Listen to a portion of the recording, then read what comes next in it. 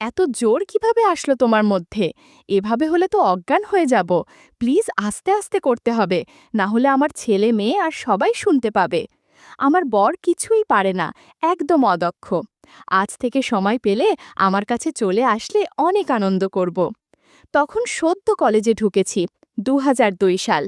পাড়ায় একটা বাড়ি দীর্ঘদিন খালি পড়েছিল।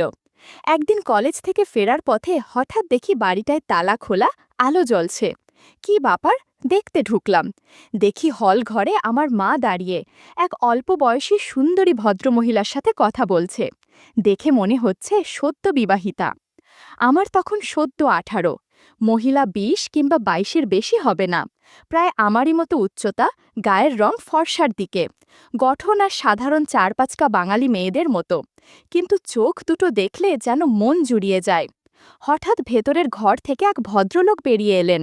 সুপুরুষ চেহারা, ২৫ কিংবা ২৬ বয়স হবে। আমায় দেখেই বললেন, আরে তুমি তো ঋষি, তোমার মায়ের কাছে এতক্ষণ তোমার ব্যাপারেই শুনছিলাম।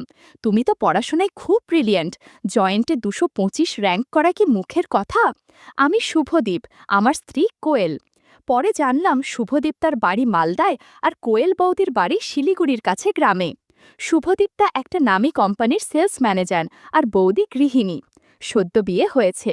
ওদের বাড়ির আর আমাদের বাড়ির মাঝে এক টুকরো ছোট্ট ফাঁকা জমি ছিল, আর ওদের বাড়ির পিছনে আর অন্য পাশে বেশ বড় পুকুর। ধীরে ধীরে দু বাড়ির সখ্যতা গড়ে উঠল। দাদা সকালে বেরিয়ে রাতে ফিরত।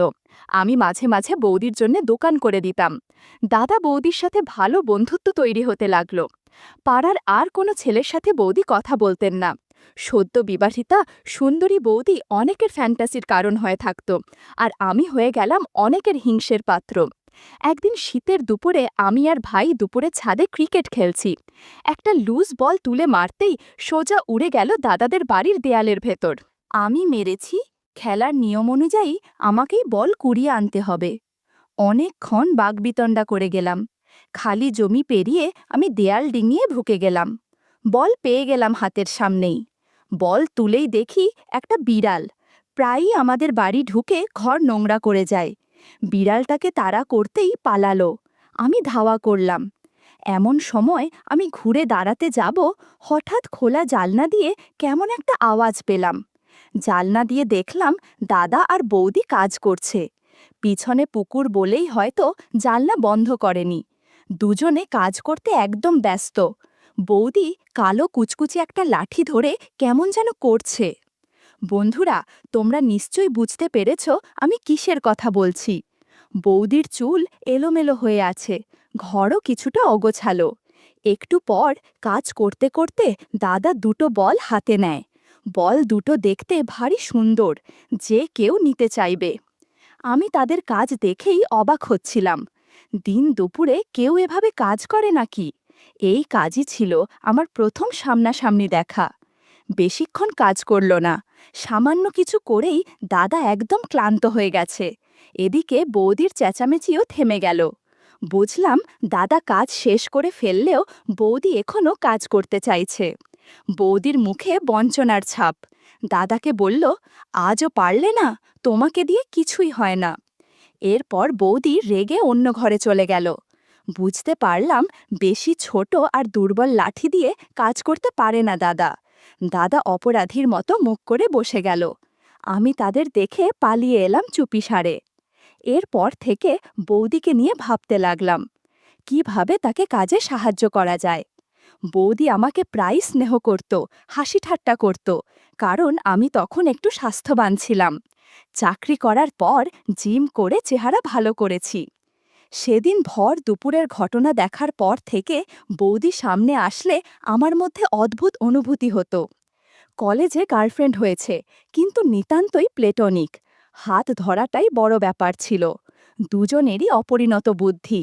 আর নামি কলেজে পড়তাম বলে ক্লাস ফাঁকি দিয়ে ঘোরার দস্তুর ছিল না। বাইরে চেনা কেউ দেখে ফেললে বাড়িতে বকুনির ভয়ও ছিল। এর মধ্যে দোল এলো। আমি বেশি রং খেলি না। দোলের দিন সকালে বেল বাজল। দেখি কোয়েল বৌদির গলা। কাকিমা, আবির খেলবেন না? মা বলল, আগে রান্না শেষ করি, পুজো দিই, তারপরে তো। তবে রিশু যদি খেলে ওকে সঙ্গে নিতে পারো। আমি ঘরে বসেছিলাম। হঠাৎ সামনে একটা রং মাখানো হাত, আর পর মুহূর্তে ওটা আমার মুখে অতর্কিতে আক্রমণ। আমিও কিছু বোঝার আগে দেখি বৌদি পালাচ্ছে। আমি ধাওয়া করলাম, কাকিমা বাঁচান, দেখুন রিশু কেমন তাড়া করেছে। মা হাসছে। বৌদিকে সিঁড়ির নিচে ধরে ফেললাম। রাস্তা আটকে এইবার কোথায় যাবে? বৌদি বলে, ছেড়ে দাও প্লিজ, ঘরে কাজ আছে, কাজ শেষ করে খেলবো। খুন করা ঝিলিক চোখে। আমার রং ওপরে রয়ে গেছে। দেখি বৌদির কোমরে রঙের প্যাকেট। এক ছোঁ মেরে রং নিয়ে মাথায় উপুর করে গালে দিলাম। বৌদি তাল সামলাতে গিয়ে একটু পড়ে গেল, সাথে একটু ওগোছালো হয়ে গেল। আমি তো পুরো অবাক হয়ে গেলাম। বৌদির কাছে দুটো রঙিন পানি ভরা বেলুন। বেলুন দুটো বেশ বড় দেখাচ্ছিল। বন্ধুরা, তোমরা নিশ্চয়ই বুঝতে পেরেছ কিসের কথা বলছি। একটু পর বৌদি নিজেকে সামলে নিল। আমিও দরজা খুলে দিলাম। এর মধ্যে মা এসেছে। বৌদি বলে, যা দুষ্টু ছেলে, বেশি বার বেড়েছে। সেদিন খুব হোলি খেললাম, বৌদিকেও রং দিয়েলাম। সেদিন রাতে শুয়ে শুয়ে সারা দিনের কথা ভাবতে ভাবতে ঘুমিয়ে গেলাম। দিন যেতে থাকে আর আমি বৌদিকে দূর থেকে দেখতে থাকি, কিন্তু কোনো কিছু বলার বা করার মতো সাহস হয়নি। দেখতে দেখতে অনেক বছর কেটে যায়। এখন আবার বয়স ২৬ হয়েছে, সুঠাম চেহারার যুবক। ইঞ্জিনিয়ারিং শেষ করে সেই থেকে বাড়ির বাইরে চাকরি করি। পুজো পার্বণে কলকাতা আসি, কিন্তু কোয়েল বৌদিরা তখন থাকে না। ইতিমধ্যে আমার বিয়ে হয়েছিল, ভেঙেও গেছে। সাউথে চাকরি করি। বৌদির সাথে দেখা হয়নি অনেক বছর হয়েছে। এর মধ্যে বৌদির ২ মেয়ে হয়েছে। ছুটিতে এলে মা বলে, বৌদি তোর কথা জিজ্ঞেস করে, তুই তো একটা ফোনও করতে পারিস। এর মধ্যে আমি একটা বিশেষ কাজে কলকাতা গিয়েছিলাম এই বছর, দোলের সময়। দোলের আগের দিন বাড়ি পৌঁছে দেখি বৌদি মায়ের সাথে বসে আছে। সেই একই রকম আছে, শুধু চেহারায় একটু ভারী ভাব এসেছে। বৌদি আমায় দেখেই হাসি দিয়ে বলল, ও মা, রিশু যে, পুরো বদলে গেছো। ওই সুমি, ওই দোয়েল, আয় রে দেখে যা তোদের রিশু খাতুকে। তোর দাদা যা খুশি হবে না, কত দিন পরে এসেছিস। পরের দিন আমরা খুব করে দোল খেললাম, ২ বাড়ি মিলে। বিকেলে বাবা বলল, একটা সারপ্রাইজ আছে তোর জন্যে। আমরা তোকে না বলে চাঁদিপুর বেড়ানোর ৭ দিনের প্রোগ্রাম করেছি। তোর দেবল জেঠু ওখানে একটা বাগান বাড়ি কিনেছে। দারুণ জায়গা, একদম নিরিবিলি, ভালো খাওয়া দাওয়া। তুই তো ১৫ দিন থাকবি। আমি তো খুব আনন্দ পেলাম। এত দিন পর বৌদির সাথে দেখা। দুজনেরই বয়স বেড়েছে, কিন্তু খুনসুটি একই আছে। আমাদের দুজনের সম্পর্ক খুব ভালো ছিল। বৌদি আমার থেকে মাত্র ১.৫ বছরের বড় বলে আমরা ভালো কানেক্ট করতে পারতাম। কিন্তু আমি কোনো দিন বৌদিকে আমার সেই দিনের অভিজ্ঞতা টের পেতে দিইনি। মেলামেশাটা অনেক নিষ্পাপ ছিল। বৌদি আমার সাথে দেদার আড্ডা দিত। অনেক দিন পর বৌদির সাথে আবার আড্ডা দিতে পারবো, সেটাই অনেক মজা। বৌদির প্রতি একটা আকর্ষণ ছিল না, একটা ভালো লাগা আর একটা অদ্ভুত টান ছিল আমার। সেই বৌদি আজ দক্ষ গৃহিণী, ২ বাচ্চার মা, কিন্তু কথা বলতে গিয়ে দেখলাম সেই ১০ বছর আগে দেখা সেই আগের মানুষটাই। পরের দিন আমাদের বেড়ানোর কথা, কিন্তু দাদার হঠাৎ অফিস থেকে কল এলো, বলে ছুটি ক্যান্সেল, ১৫ দিনের জন্য সিঙ্গাপুর যেতে হবে। আমরা বললাম বেড়ানো ক্যান্সেল করে দিই। দাদা বলল, রিশু তো আছে, তোমরা ঘুরে এসো, আমায় না গেলেই নয়। দাদার কথা শুনে বৌদি রাগে ফুলে উঠছে। সে মানুষটা জীবনে কোনো আনন্দ দিতে পারল না। একটা লোক জুটেছে আমার কপালে। বৌদি আমাকে দেখে সামলে নিল। আমি বললাম, আহা বৌদি, কাজ থাকলে কি করবে বলো, আমিও তো সেবার আমার বোনের বিয়েতে আসতে পারলাম না। বৌদি বলল, তুমি জানো না, তোমার দাদার পাড়ায় মাসির বাড়ি থেকে কলেজে পড়তাম। আমার শ্বশুর আমার মেশোকে বলে বাবাকে ধরে জোর করে বিয়ে দিয়ে দিল এই লোকটার সাথে। তারপর থেকে খেতেই চলেছি, কিন্তু সামান্য আনন্দ পাই না, একা একা রাতে ঘুমায়। আমি বললাম, ছাড়ো না বৌদি বেরসিক ঢোলটাকে, আমরা খুব মজা করব, আমি তো আছি, খুব আড্ডা দেব। আচ্ছা, এই কদিন আমি তোমার দেওর কম বয়ফ্রেন্ড বেশি থাকব। দেবর মানে জানো, ১.৫ গুণ বর, মানে বরের ১.৫ গুণ আনন্দ। বৌদি এবার হেসে বলল, তাই নাকি? পরের দিন ভোরে হাওড়া থেকে ট্রেন। আমরা খুব ভোরে বেরিয়ে গেলাম। একটা ইনোভা ভাড়া করে গেলাম স্টেশন অবধি। সামনের সিটে ভাই, মাঝে মা বাবা, সুমি আর দোয়েল, পিছনে আমি আর বৌদি। দুটোর একটাকেও পিছনে আনা গেল না। কেউ এক মুহূর্তের জন্য আমার মা বাবাকে ছাড়বে না। বৌদি একটা মুচকি হাসি দিল, ফিস ফিস করে বলল, আমি এখন ৭ দিন তোমার গার্লফ্রেন্ড, মনে আছে তো? আমি বললাম, সে কি আর ভুলতে পারি? এই 7 দিন তুমি আমার থেকে যা খুশি আবদার করে নিতে পারো, আমি তোমার সব দাবি পূরণ করব। ট্রেনে উঠে গেলাম। AC coach. আমাদের সিটগুলো একদম পেছনের দিকে পড়েছে, লাস্ট দুটো রো, সামনের 6টা সিট আর পিছনের দুটো। কিন্তু আমরা 7 জন এসেছি, কারণ দাদা আসতে পারিনি। উঠে ট্রেন ছাড়তেই সকলে ঘুমিয়ে পড়ল। অনেক ভোরে উঠে আসতে হয়েছে। তার আগে মা আর বৌদি মিলে খাবার তৈরি করেছে।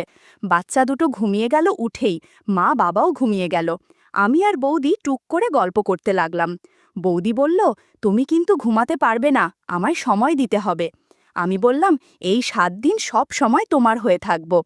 বৌদি আমার বলল, রিশু, বিয়ের পরে আমার একমাত্র বন্ধু ছিলে তুমি। নিজের সব কিছু ছেড়ে এখানে এসে গেলাম, সব কিছু নতুন। তুমি তখন আমার জন্য অনেক করেছ। আমি বললাম, বৌদি, আমি তো শুধু আড্ডা মারতাম আর একটু আধুটো দোকান করে দিতাম, এ আর এমন কি? না গো, তোমার সাথে কথা বলে আমি খুব হালকা হতাম। সব কিছু তোমায় বলতে পারি না, কিন্তু সবার জীবনে একটা ফাঁকা জায়গা থাকে। তোমার বন্ধুত্ব আমার ফাঁকা জায়গাগুলো অনেক ভরে দিয়েছে। এই কবছর তোমার সাথে দেখা হয়নি বৌদি, তাও তো কিছুই বদলায়নি, আমরা একই রকম আছি। Thank you Rishu. বৌদি ইমোশনাল হয়ে যাচ্ছে দেখে আমি হাতে চিমটি কেটে দিলাম। বৌদি একটা খুন করা চোখের ঝলক দিল। আমিও হাতে ছুরি ধরে বুকে মারার মতো অভিনয় করে বললাম, তোমার নজর যেন বুকে ছুরি চালায়। আহা দাদার কি ভাগ্য, এই নজর প্রতিদিন দেখতে পায়। এই দিক থেকে দেখতে গেলে দাদার থেকে তোমার ভাগ্য বেশি ভালো, দাদার থেকে তুমি বেশি পেয়েছ। এটা কিছু স্পেশাল মানুষের জন্য রিজার্ভ করা। তোমার দাদাকে আমি সেই স্পেশাল জায়গাটা দিতে চেয়েছিলাম। ও আমার স্বামী হতে পেরেছে, বন্ধু হতে পারেনি। আমি এখনো অবধি তোমার দাদার থেকে কিছু আবদার করিনি। সংসার, বাচ্চা সব কিছু নিয়েই আমার জীবন বয়ে যাচ্ছে, নিজের চাহিদার জায়গাটুকু নেই। আমি বললাম, ছাড়ো না বৌদি, এখন বেড়াতে যাচ্ছ, এসব ভুলে থাকো তো, আমি তো আছি। সে বলল, ছাই আছো, কেমন বয়ফ্রেন্ড তুমি, জীবনে কি প্রেম করনি, জানো না গার্লফ্রেন্ডের সাথে কি কি করতে হয়? মনে মনে বললাম, পরে টের পাবে কেমন আমি।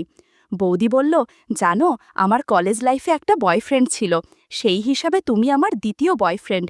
আমরা পার্কে ঘুরতে যেতাম, একদিন বাড়িতে এসেছিল, কেউ ছিল না। সেদিন অনেক কিছু হয়েছিল, কিন্তু আমি মজা তো পাইনি, উল্টে এমন ব্যথা পেয়েছিলাম যে কিছু করার আগেই আমি ওকে অন্য ঘরে চলে গিয়েছিলাম। বৌদির চোখের কোণে জল চিকচিক করে উঠল। খুনসুটি করতে করতে চলে এলাম গন্তব্যে। জেঠুর বাগানবাড়িটা বেশ বড়, খোলামেলা, বড় জানালা, লাগোয়া পুকুর, সামনে লন, তাতে স্লিপ, ঢেকি লাগানো দোলনাও আছে। নিচে রান্নাঘর, খাবার ঘর, বসার ঘর, একটা বড় বেডরুম, ওপরে 4টে বেডরুম, খুব পরিষ্কার। জেঠু এই বাড়িটা পিকনিক, বিয়ে এসবের জন্যে ভাড়া দেন আর মাঝে মধ্যে নিজে এসে থাকেন। নিচের বেডরুমটায় 6 জনের শোবার ব্যবস্থা, ওপরেরগুলোয় 2 জন করে। নিচেরটা সুমি আর দোয়েল দখল করে নিল, বলল আমরা দাদু দিদার সাথে থাকব। ওপরে আমি, ভাই আর বৌদি এক একটা করে রুম নিয়ে নিলাম। রুমগুলোর পিছনে বারান্দা, বারান্দাগুলো জোড়া, একটা থেকে আর একটা অনায়াসে যাওয়া যায়। প্রত্যেক রুমে লাগোয়া বাথরুম আছে। বাচ্চা দুটো চলে গেল খেলতে। ভাই খুব ঘুমকাতুরে, ঢুকেই ঘরে খিল দিল। মা আর বৌদি লেগে গেল জোগাড় করতে। কাজের লোক বলল, মাজি, আমরা সব করে নেব, আপনারা বিশ্রাম নেন গিয়ে। ওরা ঢুকতেই দিল না। বাবা বসে গেল বই নিয়ে। আমি সমুদ্রের ধারে গিয়ে ছায়া দেখে বসলাম। বাগান, বাগানের পরে বীচ, তারপরে সমুদ্র। দুপুরে আমি আমার ঘরে ঢুকে গেলাম।